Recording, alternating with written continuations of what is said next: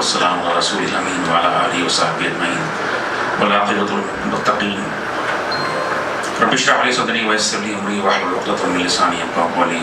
قابل احترام حاضرین، السلام علیکم ورحمۃ اللہ وبرکاتہ۔ ابھی آپ بہت ہی ایمان افروز واعظ سماعت فرما رہے تھے حج سے متعلق اور سیرت ابراہیم علیہ السلام سے متعلق، اور حج کی پوری عبادت ابراہیم علیہ السلام کی سیرت کے گرد گھومتی ہے۔ ابراہیم علیہ السلام کی جو خصوصیت تھی وہ یہ کہ آپ موحد تھے اور مشرکوں میں سے نہیں تھے۔ آپ صرف موحد نہیں تھے بلکہ توحید کے علم بردار بھی تھے۔ جب آپ کے دل میں توحید راسخ کر گئی تھی، اللہ تعالیٰ نے آپ کو امام المتقین اور ایک برگزیدہ رسول کے طور پر منتخب فرمایا، تو سب سے پہلے آپ نے توحید کی دعوت کو گھر سے شروع کیا، اور سب سے پہلے آپ کے مدعو تھے آپ کے والد، اور جو شرک کے علم بردار تھے ان کے شرک کے پجاری تھے، بت تراش تھے، اور شرک ان کے خون میں رس بس گیا تھا، اور وہ کہتے ہیں یا ابتی لا تعبد الشیطان۔ اب یہاں پہ الفاظ دیکھیے کہ اے میرے والد محترم، شیطان کی عبادت مت کیجیے۔ یعنی وہ یہ کہہ سکتے تھے کہ شرک مت کیجیے، لیکن انہوں نے کہا کہ لا تعبد الشیطان ان الشیطان کان للرحمن عصیا، کہ جو بھی شرک کرتے ہیں اس کا مطلب یہ ہے کہ وہ شیطان کی عبادت کرتے ہیں، براہ راست وہ شیطان کی عبادت کرتے ہیں۔ کہ ایک دل کے اندر دو عبادتیں جمع نہیں ہو سکتی، یا تو اللہ کی عبادت ہوگی یا پھر شیطان کی عبادت ہوگی۔ بیک وقت آدمی دونوں کی عبادت نہیں کر سکتا۔ تو شرک کرنا کیا ہے؟ براہ راست شیطان کی عبادت ہے۔ تو سب سے پہلے آپ نے شرک کے خلاف اور توحید کے حق میں دعوت کا آغاز آپ نے کہاں سے کیا؟ گھر سے کیا، اور اس کی پاداش میں آپ کو ملامت کی گئی، آپ کے اوپر گھر سے نکال دیا گیا، اور آپ کے والد نے کہا کہ اگر تو باز نہیں آیا تو میں تجھے سنسار کر دوں گا۔ سورہ مریم میں آپ کا جو دعوتی خطبہ ہے اپنے والد موت کے نام وہ اس میں دیا گیا ہے۔ بہت ہی پیارے انداز میں آپ اپنے والد سے مخاطب کرتے ہیں۔ پھر جب گھر سے نکلتے ہیں تو پھر آپ کی توحید کی دعوت کا جو کہ مدعو ہوتے ہیں وہ آپ کے اپنے شہر کے جو دوست احباب ہوتے ہیں، آپ کے محلے کے رہنے والے لوگ ہوتے ہیں، تو ان کے درمیان میں جاتے ہیں اور ایک ڈرامائی انداز میں پیش کرتے ہیں کہ میرا تو خدا ستارہ ہے جو چمکتا ہے۔ تو لوگ خوش ہو جاتے ہیں کہ ابھی کل تک تو یہ توحید کی بات کر رہا تھا، آج یہ ستارے کی بات کر رہا۔ تو پھر وہ کہتے ہیں کہ جس ستارہ ڈوبنے والا ہے تو میں اس کی عبادت نہیں کر سکتا۔ پھر اس کا چاند نظر آتا ہے، وہ کہتے ہیں کہ چاند زیادہ روشن ہے۔ پھر چاند بھی جب ڈوب جاتا ہے تو کہتا ہے کہ میں ڈوبنے والوں کی عبادت نہیں کرتا۔ پھر اس کے بعد سورج صبح میں نکلتا ہے تو یہ تو بڑا ہے اور یہ میرا معبود ہے۔ پھر جب وہ شام میں وہ بھی غروب ہوتا ہے تو وہ کہتے ہیں کہ جو خود تابع ہیں، جو خود بندگی میں لگے ہوئے ہیں، وہ میری بندگی کے مستحق نہیں ہو سکتے۔ میں تو اس رب کی بندگی کروں گا جس کے آگے ساری دنیا اور سارے اجرام فلکی سر بسجود ہیں۔ تو یہ اس طرح سے آپ ڈرامائی انداز میں اپنی دعوت کو پیش کرتے ہیں۔ پھر اس کے بعد رک نہیں جاتے بلکہ شرک کی نفی میں آپ ایک ایسا مظاہرہ پیش کرتے ہیں کہ بات جلد سے جلد بہت بڑے لیول پر پہنچ جائے، بادشاہ کے پاس پہنچ جائے، تو اس کے لیے بہت بڑا کانڈ کرنا پڑتا ہے۔ آپ نے بہت ہی ایک اللہ تعالیٰ نے آپ کو جو بات سجائی وہ یہ تھی کہ آپ ایک مندر میں داخل ہوتے ہیں اور وہاں پر چھوٹے بتوں کی خبر لیتے ہیں اور بڑے بت کے گلے میں ڈال دیتے ہیں گلہاڑی۔ پھر اس کے بعد جب سب کو معلوم ہو جاتا ہے کہ ابراہیم نے کام کیا ہے تو ان کو پکڑا جاتا ہے اور لایا جاتا ہے۔ تو یہ ایک دعوت کا ایک انداز میں بتا رہا ہوں۔ دعوت کے مختلف انداز ہو سکتے ہیں، تو یہاں پر آپ نے جو انداز اختیار کیا ہے وہ یہ ہے کہ کم سے کم مدت میں بات بادشاہ تک پہنچ جائے۔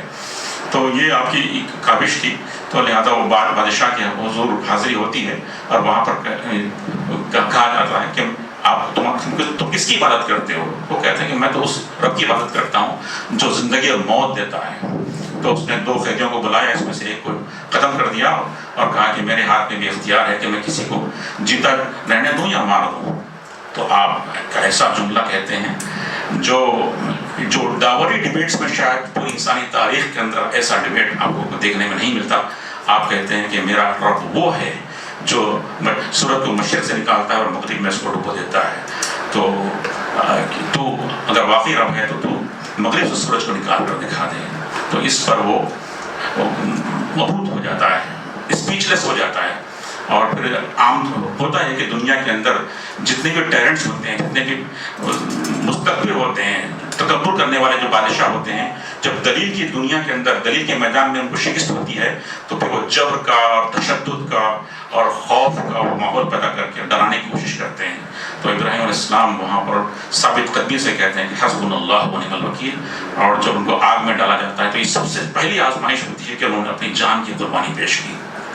پھر اس کے بعد مولانا نے جو تفصیل سے بتایا کہ کس طرح سے بے آب و گیا وادی میں اپنے شیرخوار بچے کو, اس شیرخوار بچے کو جو 80 سال کی عمر میں اللہ تعالیٰ نے دعاؤں کے نتیجے میں آپ کو عطا فرمایا تھا, وہ شیرخوار بچے کو اور اہلیہ کو ایسے میدان میں, وادیوں میں چھوڑ جاتے ہیں جہاں پر نہ زراعت ہے, نہ پودے ہیں, نہ پھل ہیں, نہ پانی ہے. ہر چیز سے وہ بالکل لخ ایک صحرا تھا جس پہ ان کو چھوڑ کر وہ نکل جاتے ہیں. اور وہاں پر یہ دوسری آزمائش ہوتی ہے. اور اس کے بعد پھر اللہ تعالیٰ آخر میں جب وہ واپس لوٹتے ہیں تو اسی کو اللہ تعالیٰ ایک زمزم کہ چشمہ وہاں پر پھوٹتا ہے اور جہاں پانی ہوتا ہے وہیں پھر وہ شہر آباد ہوتا ہے. پھر جب واپس آتے ہیں تو جب اسماعیل علیہ السلام لڑکپن کی عمر کو پہنچ جاتے ہیں اور اس وقت یہ آخری آزمائش ہوتی ہے کہ بیٹے کو ذبح کر دیا جائے. تو اللہ تعالیٰ نے چند باتوں میں آزمایا اور ان باتوں میں جب پورا اترے تو اللہ تعالیٰ نے فرمایا کہ انی جاعلک للناس اماما, کہ میں ساری انسانیت کا تم کو امام بناتا ہوں.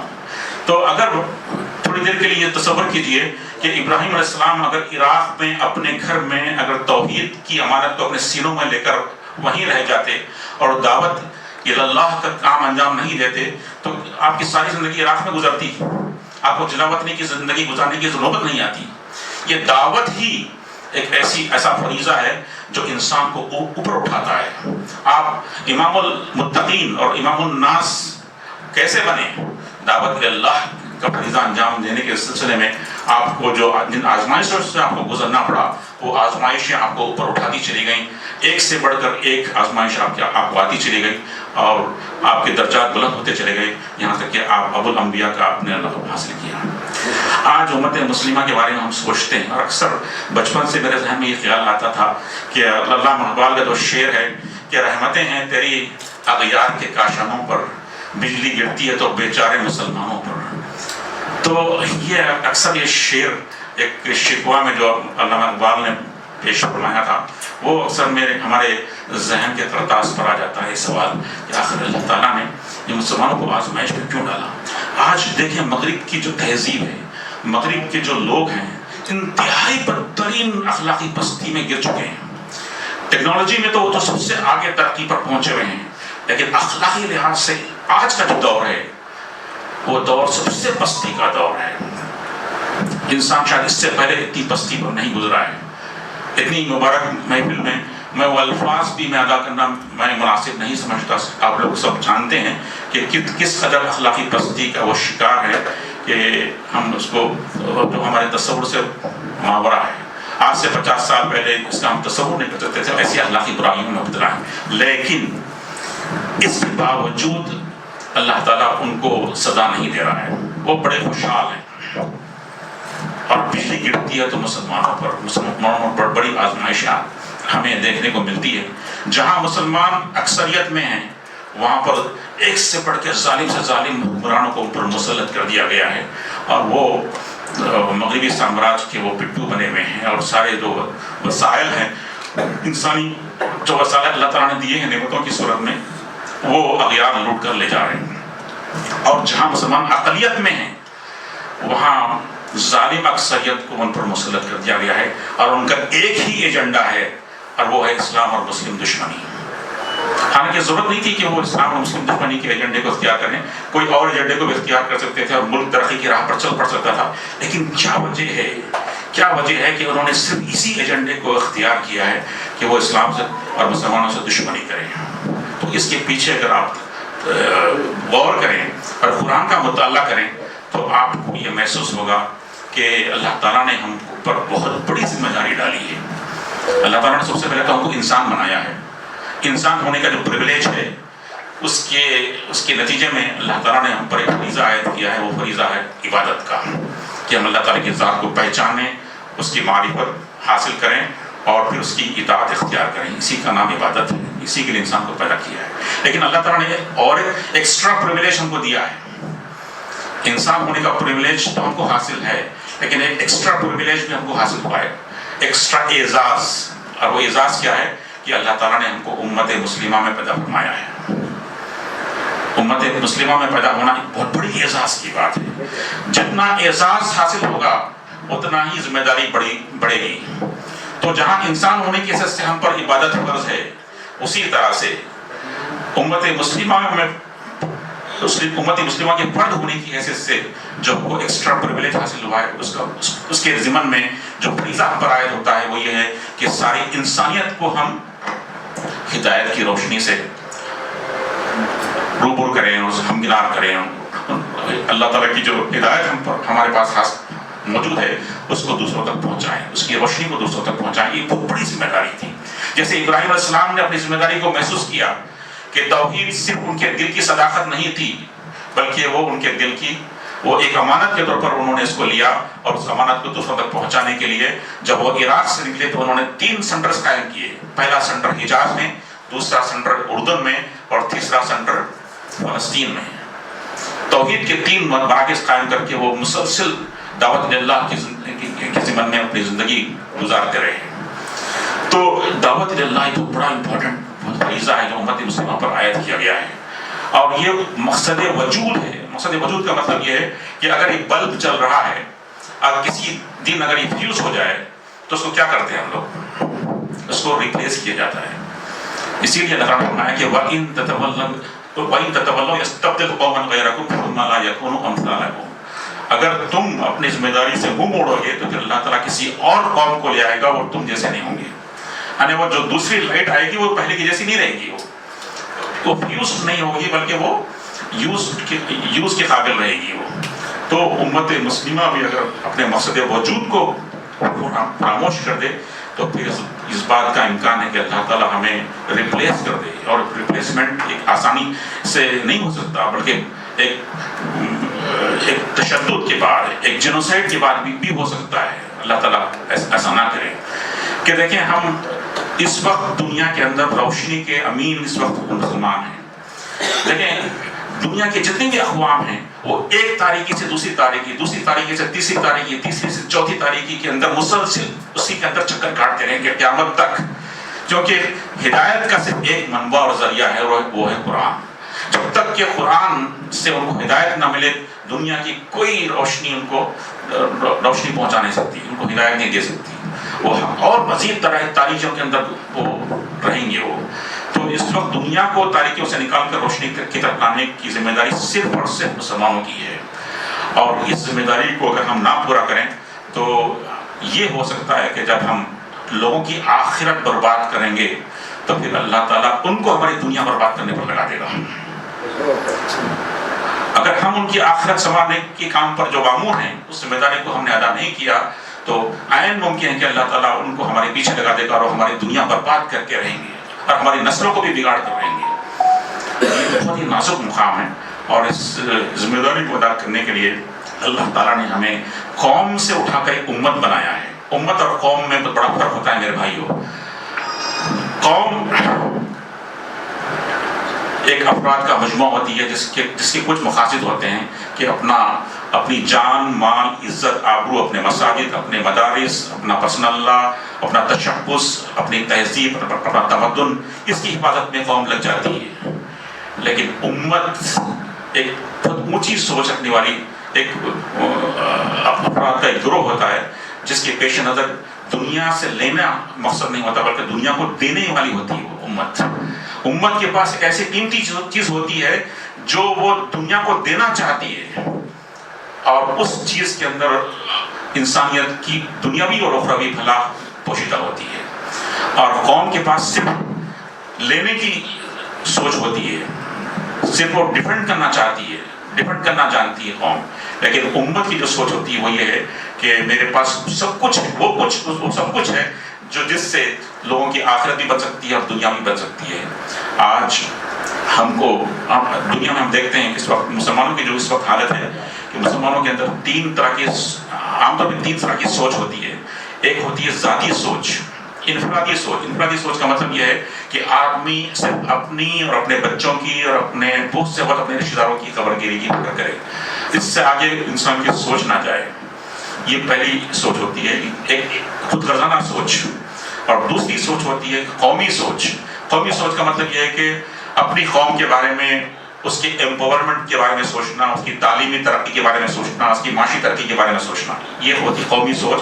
اور اس سوچ میں جو لوگ حامل ہوتے ہیں وہ کچھ این جی اوز میں شامل ہو جاتے ہیں اور خود خدمت خلق کے کچھ کام انجام دیتے ہیں، مسلموں اپنی قوم کی خدمت کے کام انجام دیتے ہیں۔ لیکن اس سے بھی آگے کی ایک سوچ ہوتی ہے جو اللہ تعالیٰ کو مطلوب ہے، اور یہ انبیاء کی سوچ تھی۔ اور وہ یہ تھی کہ ہم جس ہدایت کے امین ہیں وہ ہدایت دوسروں تک ہم پہنچائیں۔ بلغ ما انزل الیک من ربک، کہ رسول صلی اللہ علیہ وسلم سے فرمایا جا رہا ہے کہ یا ایھا الرسول بلغ ما انزل الیک من ربک وَإِن لَّمْ تَفْعَلْ فَمَا بَلَّغْتَ رِسَالَتَهُ۔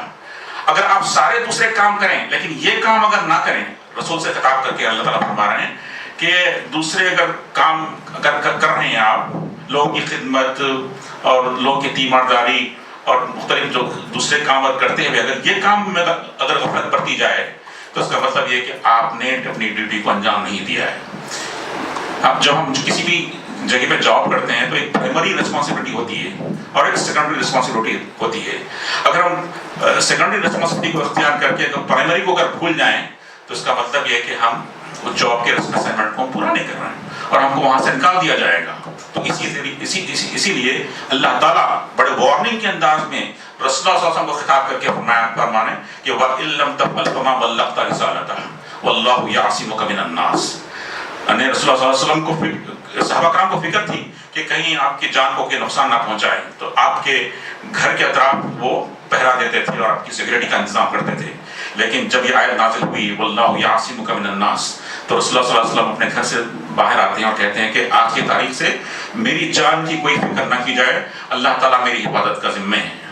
آج امت مسلمہ کے لیے بھی یہی آفر ہے اللہ تعالیٰ کی طرف سے، اگر تم میرا کام کرو، دعوت اللہ کے اندر جڑ جاؤ اور پھر توحید کے پیغام کو لوگوں تک پہنچاؤ، تو پھر میں تمہاری سیکورٹی کا انتظام کروں گا۔ یا الذین آمنوا ان تنصروا اللہ ینصرکم ویثبت اقدامکم۔ کیا آفر کر رہا اللہ تعالیٰ؟ اگر تم میری مدد کرو میں تمہاری مدد کروں گا اور تمہارے قدم مضبوطی کے ساتھ جما دوں گا۔ مطلب یہ ہے کہ تم ان بھارت میں سیکنڈ کلاس سٹیزن بن کے نہیں رہو گے بلکہ فرسٹ کلاس سٹیزن بن کے رہو گے، بشرطے کہ تم اس دعوت اللہ کا فریضہ انجام دو اور اس کام میں میری مدد کرو۔ تو جیسے کہ علامہ اقبال نے بہت اچھا شعر کہا تھا کہ توحید کی امانت سینوں میں ہے ہمارے، آسا نہیں مٹانا نام و نشا ہمارا۔ اب اس شعر کو اگر میں تھوڑی سی تبدیلی کے ساتھ اگر آپ کے سامنے پیش کروں، توحید کی امانت، توحید کی صداقت سینوں میں ہے ہمارے، تو کیا یہ دوسرا مصرع صادق آ سکتا تھا؟ اگر توحید کی بات بطور صداقت ہمارے سینوں میں محفوظ رہ جائے اور ہم توحید پر گامزن رہیں اور موحد بن کر دنیا سے رخصت ہو جائیں اور دوسروں تک توحید کے پیغام کو نہ پہنچائیں بطور امانت، تو کیا ہمارا اس سرزمین پر محفوظ حالت میں رہنا کیا ممکن ہوگا؟ علامہ اقبال کہہ رہے ہیں کہ اگر بطور امانت اگر تم اس امانت کو اگر تم دوسروں تک پہنچاؤ گے تب جا کے پھر یہ وعدہ اللہ تعالیٰ کا پورا ہوگا کہ آسان نہیں مٹانا نام و نشا ہمارا۔ لیکن اگر صرف بطور صداقت اگر ہمارے سینوں میں رہے تو پھر اس بات کی کوئی گارنٹی نہیں ہے کہ اللہ تعالیٰ ہمیں دشمنوں سے بچائے۔ تو ہمارا نام و نشان جو مٹانے کی بات کرتے ہیں ہمارے دشمن، اس سے اللہ تعالیٰ ہمیں اس وقت محفوظ رکھے گا جب ہم اس توحید کو بطور امانت ہم دوسروں تک پہنچائیں۔